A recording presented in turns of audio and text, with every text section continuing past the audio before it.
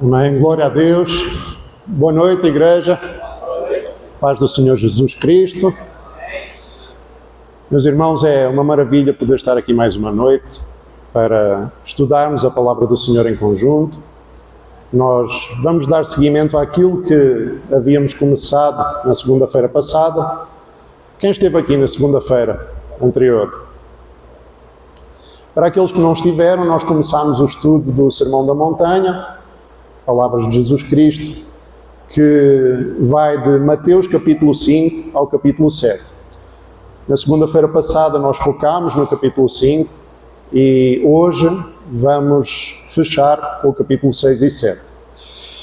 E, meus irmãos, quando na segunda-feira passada eu mencionei que o Sermão da Montanha era coisa para se estudar no mínimo em 3 meses,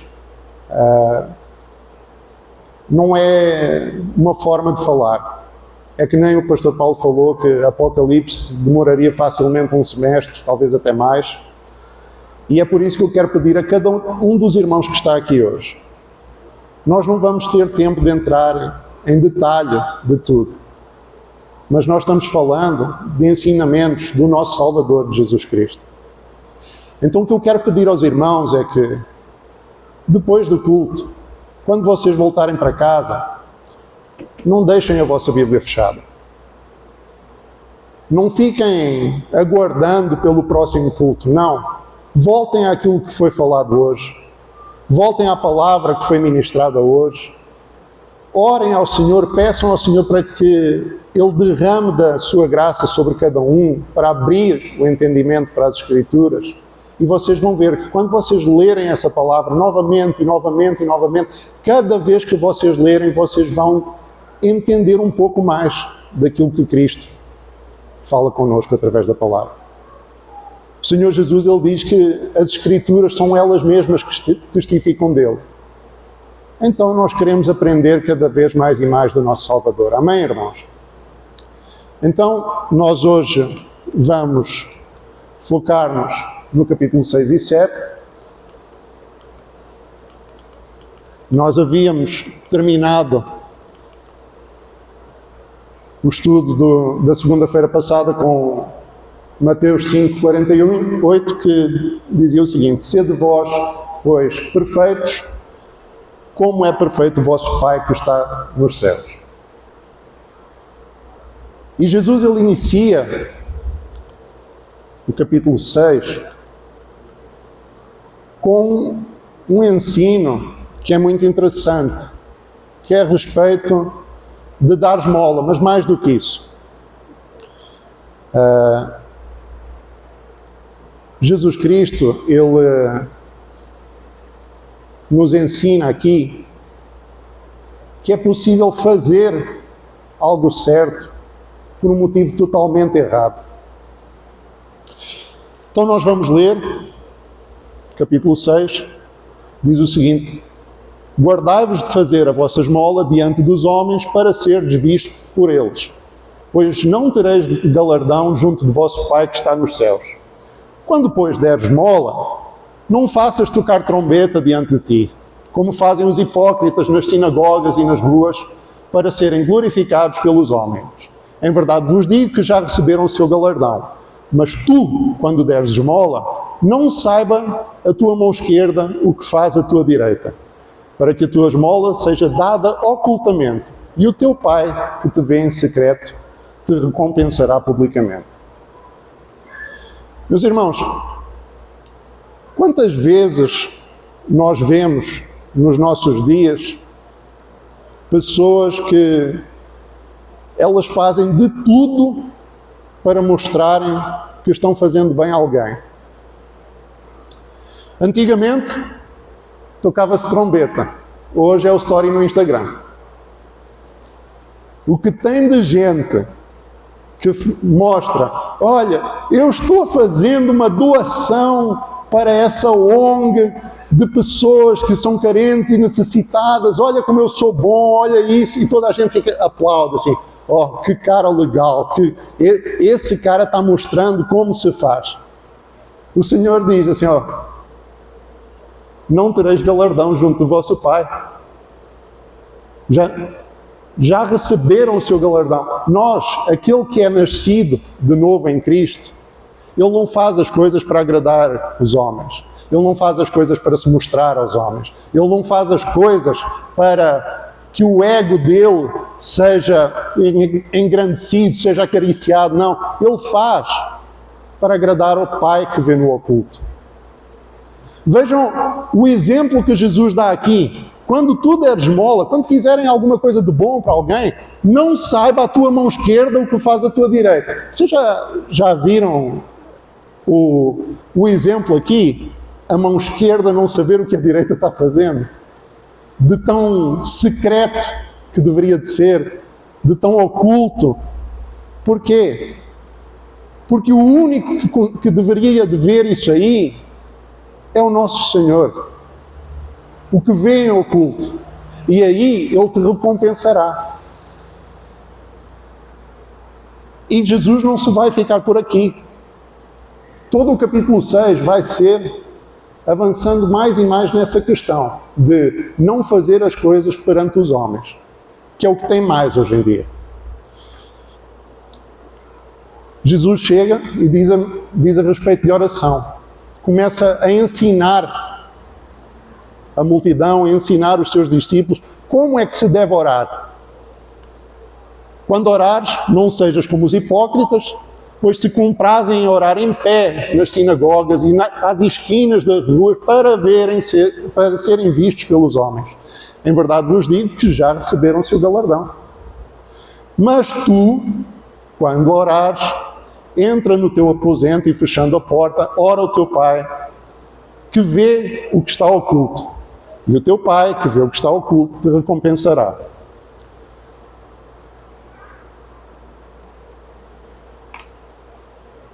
Quando foi a última vez que você conseguiu estar a sós com Deus? Quando foi a última vez que você estava na sua casa, com o Netflix aberto, vendo aquele seriado, e aí você diz assim, não, chega.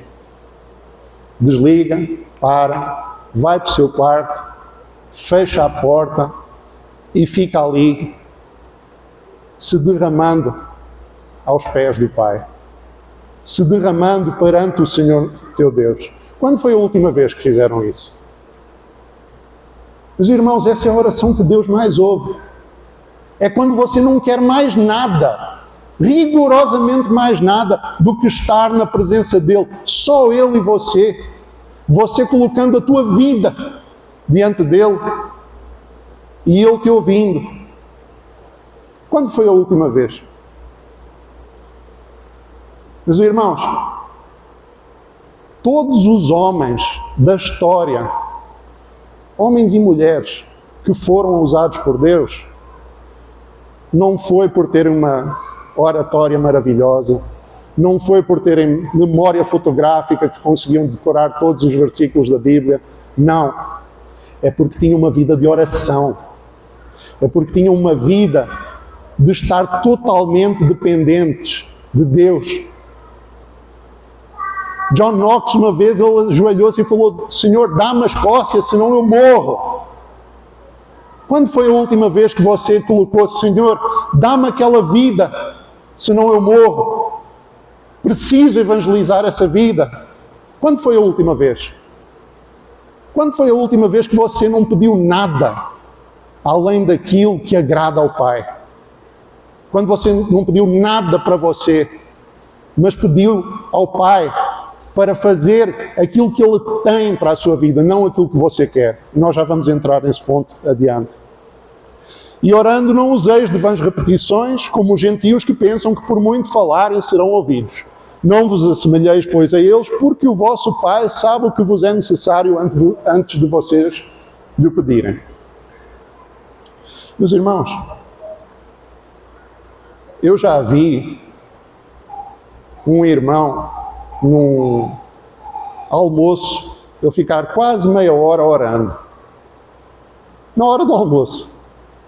E ele ficou orando assim, Senhor, estes alimentos que estão aqui na nossa mesa, Estão aqui porque na tua palavra, lá no capítulo tal, do livro tal, versículo tal, tu dizes isso e isso e isso, e começou recitando a Bíblia. Eu fiquei assim surpreso, porque ele contando para Deus o que Deus falou na palavra dele, eu estava convencidíssimo que o Senhor já saberia o que está na Bíblia, né? Uma vez que a palavra é a palavra de Deus, infalível e inerrante. Mas ele ficou lá recitando, meia hora. Tem outras pessoas que ficam 2, 3, 4 horas só repetindo as mesmas coisas. O Senhor sabe tudo aquilo que nós necessitamos. O Senhor sabe tudo aquilo que nós precisamos antes de nós sabermos e antes de nós pedirmos. Ele já sabe. Ele é o nosso Pai Celestial. Mas então por que é que preciso orar se Deus já sabe tudo? Porque é uma questão de relacionamento. Vejam como Jesus usa o termo Pai para falar de Deus. O vosso Pai, o vosso Pai, o vosso Pai.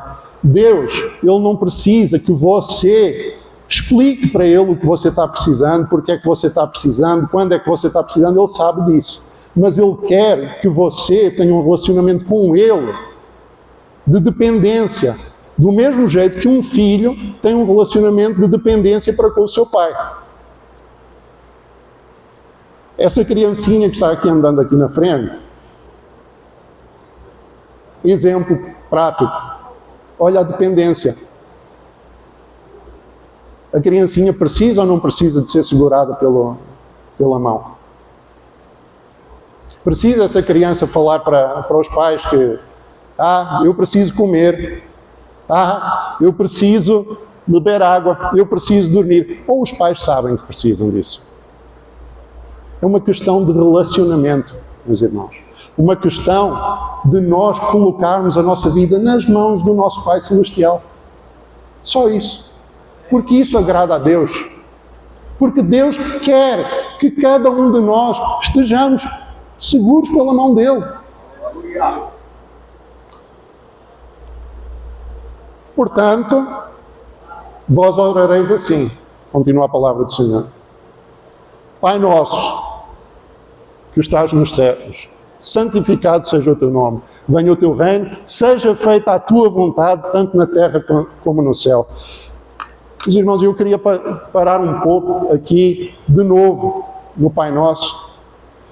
Quando nós ouvimos no versículo anterior de não usar vãs repetições, nós temos tendência às vezes a jogar a nossa cabeça. Não, vã repetição é como, por exemplo, quem fica repetindo a oração do Pai Nosso várias e várias vezes, acaba sendo uma coisa sem sentido, mas não é isso.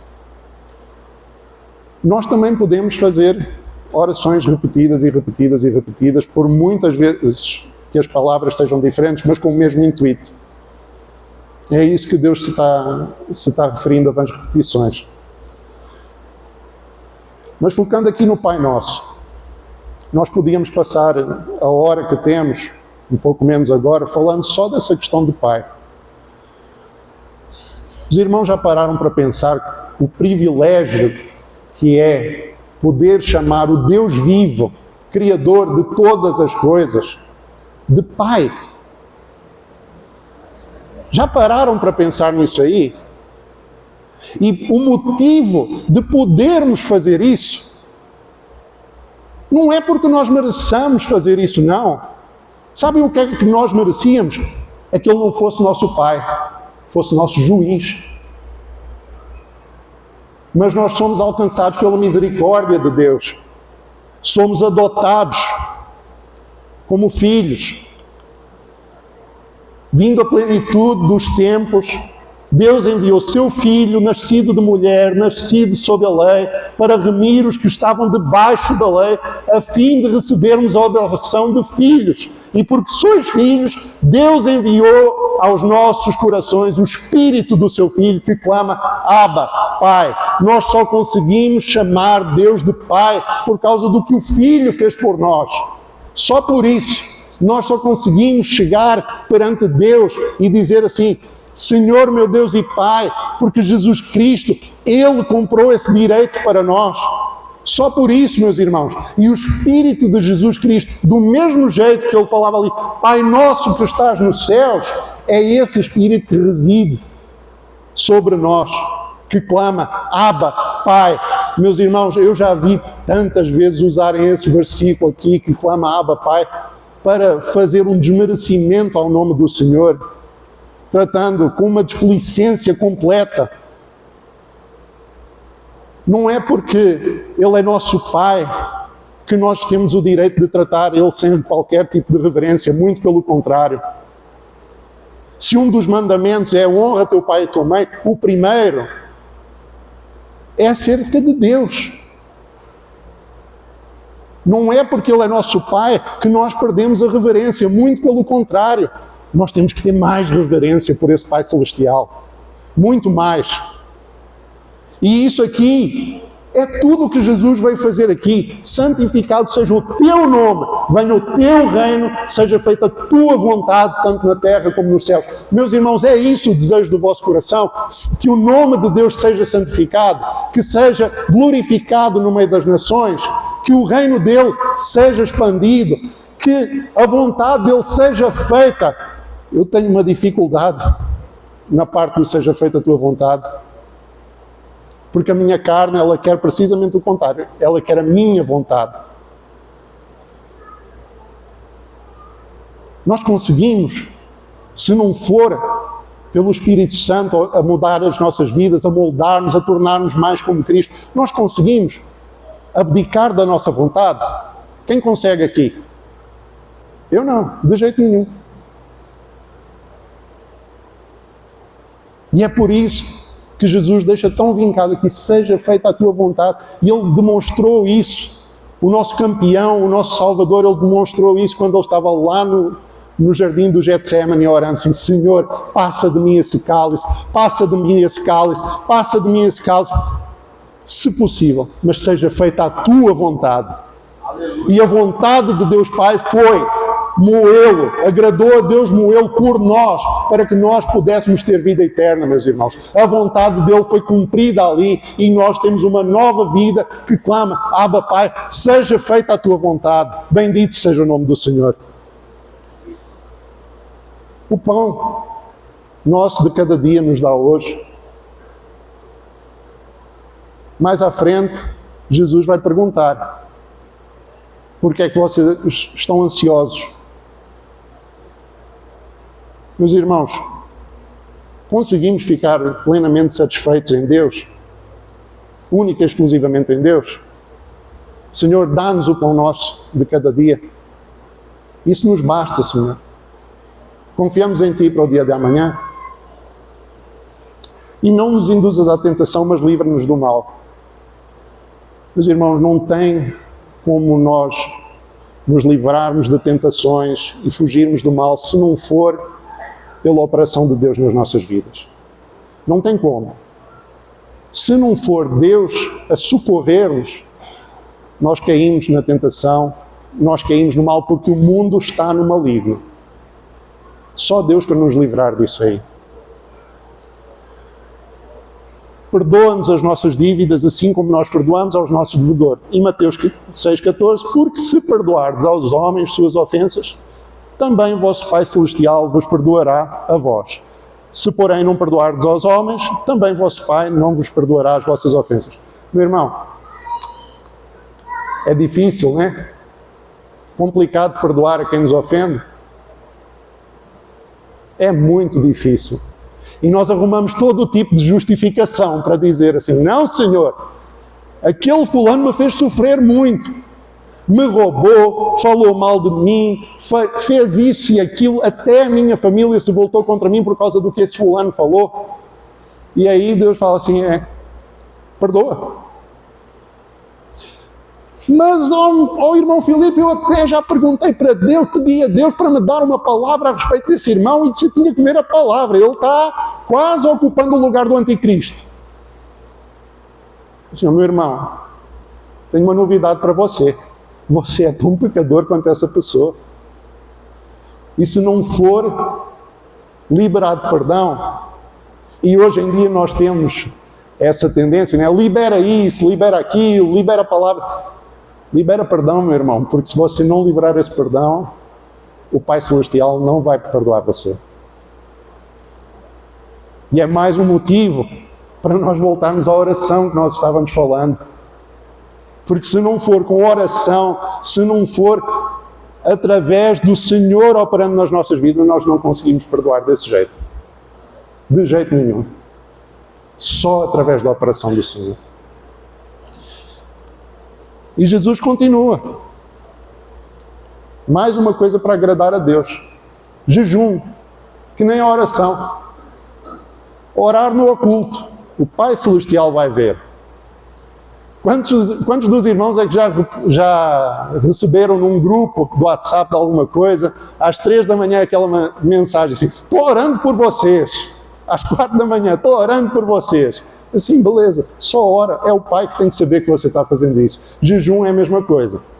Quando jejuardes, não vos mostreis contristados como os hipócritas, porque desfiguram o rosto para que aos homens pareça que jejuam. Já receberam o seu galardão. Mas tu, quando jejuares, unge a cabeça e lava o rosto, para não pareceres aos homens que jejuas, mas sim a teu Pai que está oculto. E teu Pai, que vê o que está oculto, te recompensará. Também já vi muito profeta do TikTok, todo deslavado. Ele parece que não toma banho há uma semana. E ainda vai e fala assim, meus irmãos, eu estou desse jeito porque eu estou jejuando para que Deus faça isso nas vossas vidas. E estou jejuando porque eu sou muito próximo a Deus. E estou jejuando para aparecer. Para aparecer. E Deus deixa claro que Ele não se agrada disso. O jejum que agrada a Deus é aquele que você faz, é só entre você e Ele. Que você faz para se consagrar a Ele. Que você faz e que mais ninguém está sabendo na igreja que você está fazendo, mais ninguém da tua família sabe que você está fazendo, e cada dia parece que você está mais alegre, cada dia parece que você está mais bem disposto. Na verdade, se for preciso, tem 3, 4, 5 dias que você não come, está só ali a água, mas você sabe que o Senhor vai fazer poder descer e vai fazer alguma coisa maravilhosa.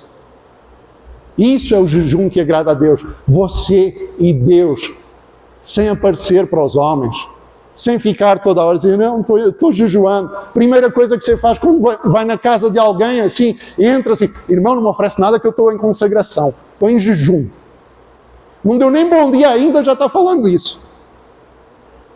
Isso não agrada a Deus. Fica claro aqui que não agrada a Deus. E nós que somos salvos, nós que somos transformados, nós temos que viver para agradar a Deus e a mais ninguém. A mais ninguém.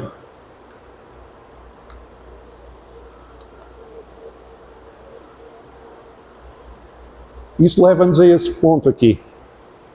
Não ajunteis tesouros na terra, ajuntais tesouros no céu.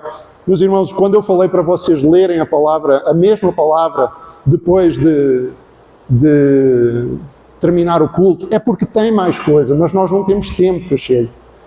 Mas aqui, não ajunteis tesouros na terra, juntai tesouros no céu. Onde estiver o vosso tesouro, aí estará também o vosso coração.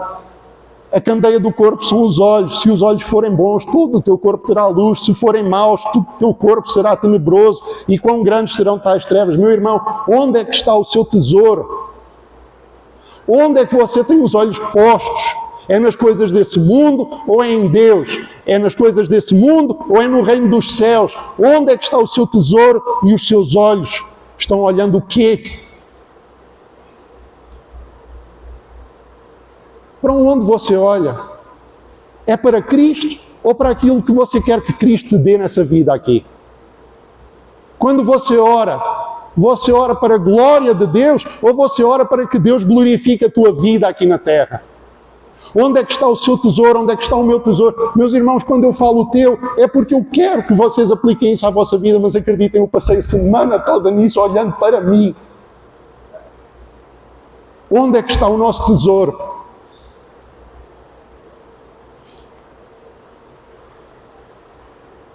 Quando nós falamos que Deus já sabe tudo o que nós necessitamos, Cristo, Ele nos pergunta, por que andais ansiosos? Não andeis cuidadosos ou ansiosos quanto à vossa vida.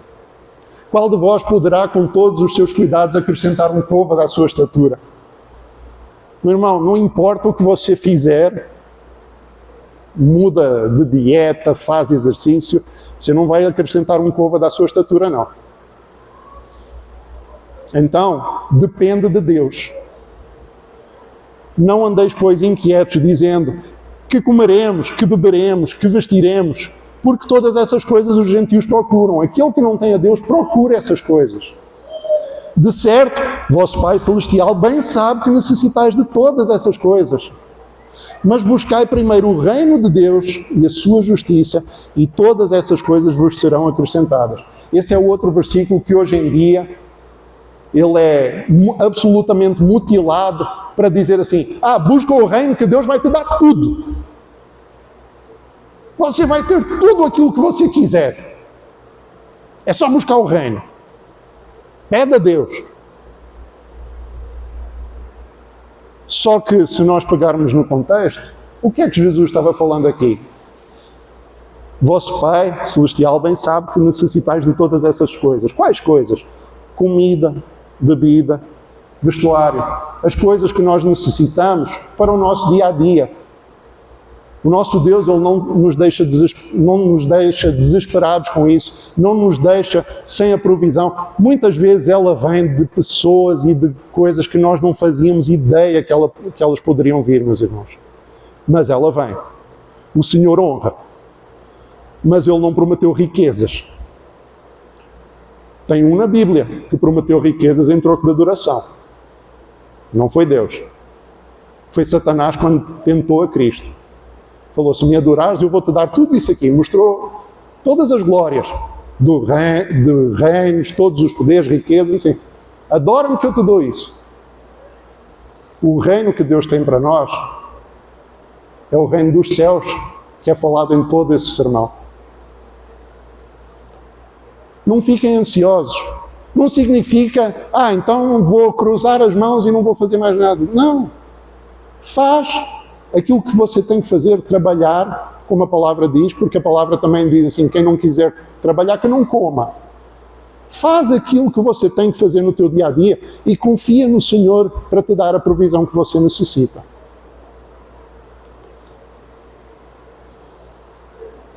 Não estejam inquietos. Busquem primeiro o reino de Deus. Entramos no capítulo 7 e aqui deve ser um dos versículos mais usados também nos nossos dias para justificar fazer tudo aquilo que se quer fazer. Justificar todas as coisas que a pessoa quer pecar, ela justifica quando você fala assim: olha, não pode, assim, não. A palavra de Deus diz: não julgueis para não ser julgados. A palavra de Deus também diz: julgai segundo a reta justiça.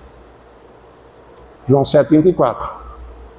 Quando alguém vier com esse argumentozinho de a Bíblia diz não julgueis, você pergunta para ela o seguinte, assim: então por que você está me julgando por eu estar julgando?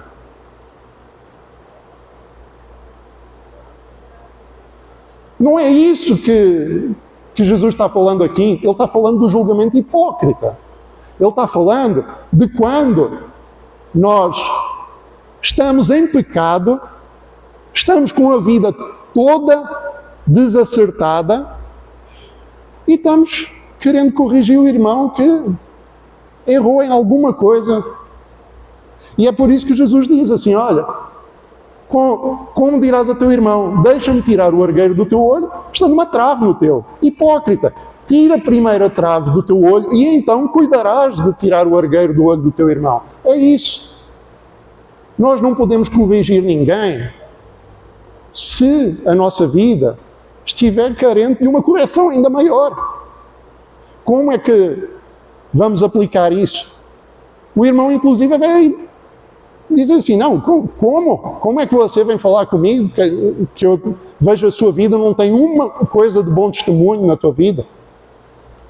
E Jesus termina esse ensinamento aqui com: não deis aos cães as coisas santas, nem deiteis aos porcos as vossas perlas, para que não as pisem voltando, se os despedacem. Meus irmãos, Quando nós formos exortar alguém, quando nós formos conversar com alguém, aqueles que são solicitados para darem aconselhamento, vai aparecer momentos em que a pessoa ela vai escarnecer daquilo que é a palavra, ela não vai querer saber. Quando nós falamos do Evangelho, vai ter pessoa que vai escarnecer disso aí.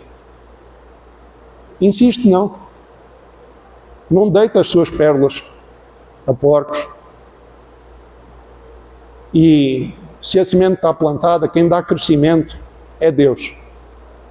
Nós só plantamos. Quem faz brotar a semente do Evangelho é o Espírito Santo, não somos nós.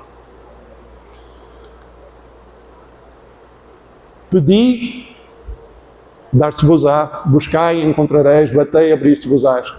Porque aquele que pede e que busca, encontra, e ao que bate, se abre. Fechando aqui esse ensinamento, Mateus 7,11, se vós, pois, sendo maus, sabeis dar boas coisas aos vossos filhos, quanto mais o vosso Pai que está nos céus dará bens aos que lhe pedirem. Graças a Deus. Aleluia. De novo essa palavra Pai. E a comparação aqui, se vós, pois, sendo maus, e acho que aqui todos nós já entendemos que o que há de bom em nós é Cristo, aquilo que é de nós mesmos é mau. Se nós, sendo maus, sabemos dar coisas boas ao nosso filho, quanto mais o Pai Celestial. Dar boas coisas ao filho não significa dar tudo aquilo que o filho pede. Às vezes significa precisamente o contrário. Vocês imaginem, o filho vai fazer 18 anos, o pai tem toda a condição do mundo. O filho é um sem cabeça, sem noção nenhuma. E ele vai e fala o seguinte: ó pai, vou fazer 18 anos, me oferece uma moto ao 1200 de cilindrada?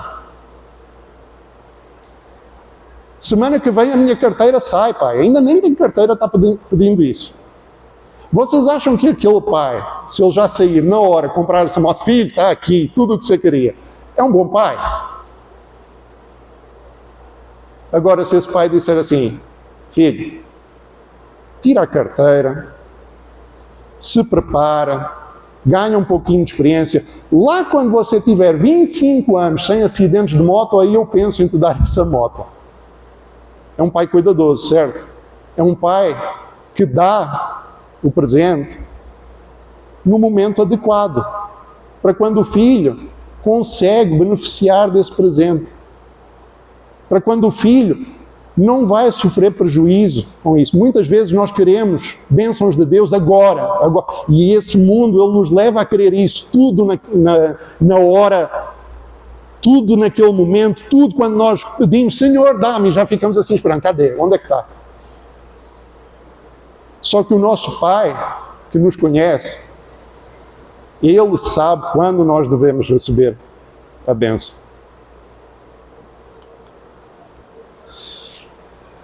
E aqui Jesus, com foco naquilo que era a centralidade do sermão, o reino dos céus, ele começa a ficar mais pesado.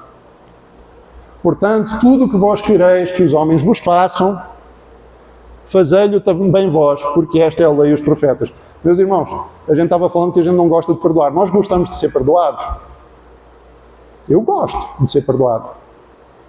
Eu tenho a maior dificuldade para perdoar, mas eu gosto de ser perdoado.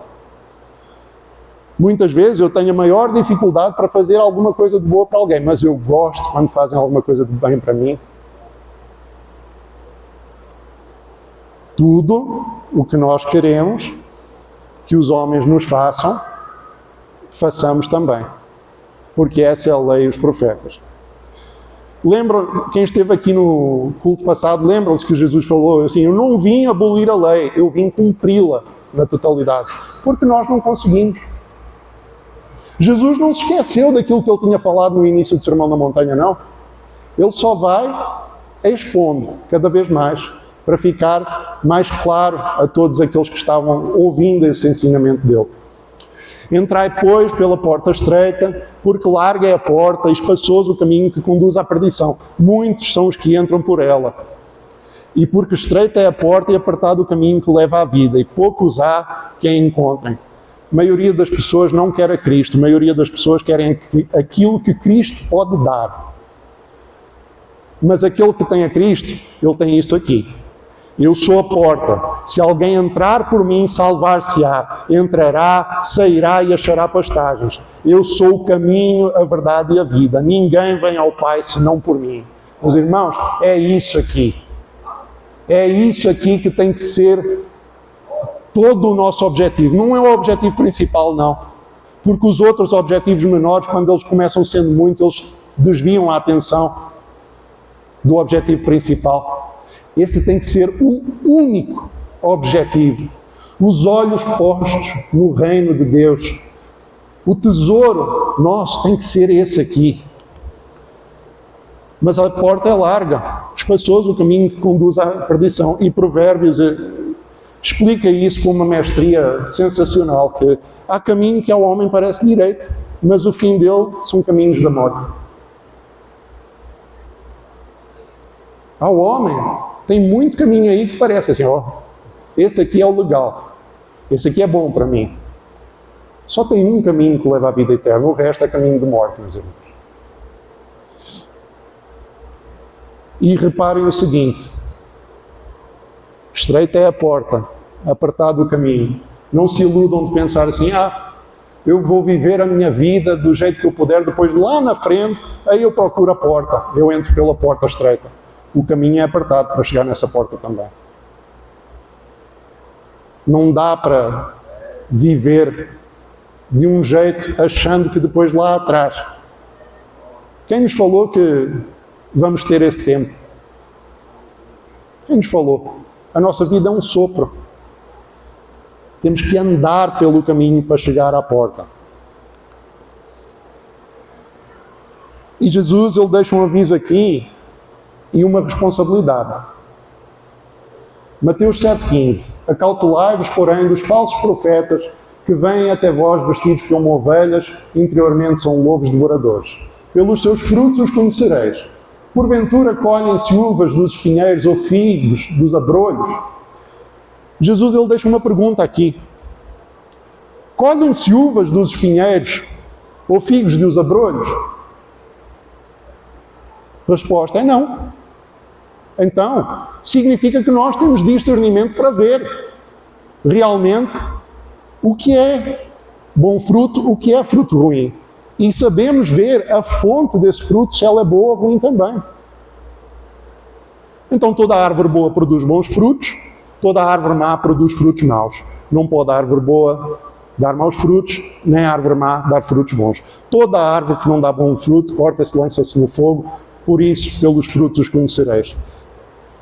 Mateus 17,15 começa com acautelai-vos. Isso é responsabilidade nossa.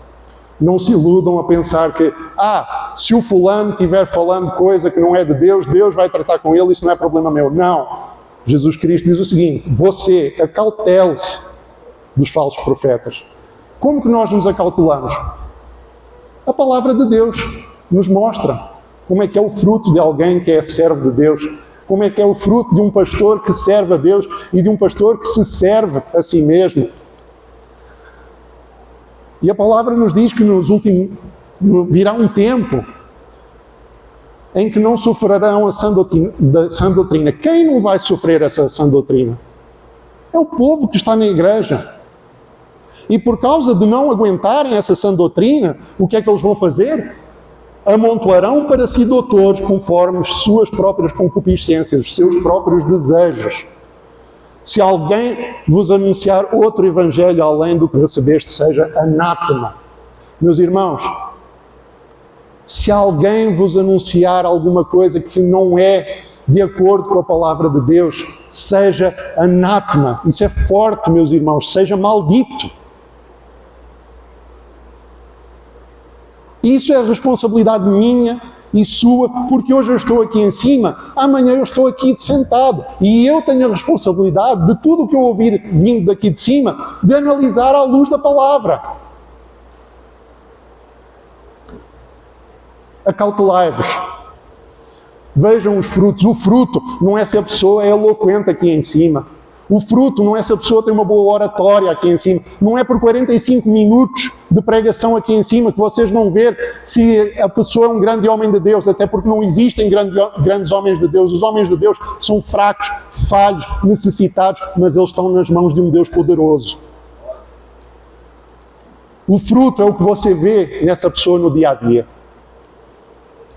E nem todo o que me diz Senhor, Senhor entrará no reino dos céus, mas aquele que faz a vontade do meu Pai que está nos céus. Vejam o que Jesus diz a respeito de quem é a família dele. Mateus 12, 49, 50. Estendendo a mão para os seus discípulos, disse: Eis aqui a minha mãe e os meus irmãos, porque qualquer que fizer a vontade do meu Pai que está nos céus, este é meu irmão e irmã e mãe. Esse é a família de Jesus, filho adotivo do Pai, aquele que faz a vontade do Pai. E terminando aqui, tem um pouco mais para a frente, mas vamos terminar nessa parte. Eu, de novo, convido os irmãos a continuarem a ler mais à frente, mas Mateus 7, 22. Muitos me dirão naquele dia: Senhor, Senhor, não profetizamos nós em Teu nome, e em Teu nome não expulsamos demónios, e em Teu nome não fizemos muitas maravilhas? Então lhes direi abertamente: Nunca vos conheci. Apartai-vos de mim, vós que praticais a iniquidade. Mas como assim? Fizeram tantos milagres. E Jesus vai dizer: Nunca os conheci. Como? Como é que isso é possível? Porque não fizeram a vontade do Pai. Eu acho interessante que hoje em dia, e voltando ao que nós lemos anteriormente, que é muito povo que procura essas coisas e não procura a palavra de Deus, hoje em dia nós temos profeta, nós temos apóstolo, temos coisa para tudo e mais alguma coisa, para agradar cada um, fazendo milagres, tem unção disso, tem até unção de emagrecimento, tem tudo e mais alguma coisa. Só não tem evangelho. No tempo dos apóstolos teve um mágico, Simão, que ele viu o que acontecia quando os apóstolos oravam e o Espírito Santo descia sobre as pessoas, e ele ofereceu dinheiro aos apóstolos para receber isso aí, queria comprar o Espírito Santo. Hoje nós temos pior ainda, hoje nós temos pessoas que se dizem apóstolos e praticam mágicas para pedir dinheiro às pessoas. Meus irmãos, nós lemos atrás, pelo fruto os conhecerei. E vejam, naquele grande dia, vão voltar àquilo que todo homem faz, esses falsos profetas. Não profetizamos em Teu nome, não expulsamos demónios em Teu nome, não fizemos muitas maravilhas. Eles vão se tentar justificar por obras. Senhor, nós fizemos, nós dissemos, nós. Isso não é a marca de um cristão. Isso não é a marca de quem faz a vontade do Pai. O cristão que vai estar lá vai dizer: Senhor, eu mereço condenação eterna, mas eu confio única e exclusivamente no Teu Filho. A minha confiança está em Cristo. Não é por nada do que eu fiz, não é por nada do que eu disse, é apesar de tudo isso. Eu estou aqui, na frente do meu Pai, porque sou adotado através do sacrifício no Calvário.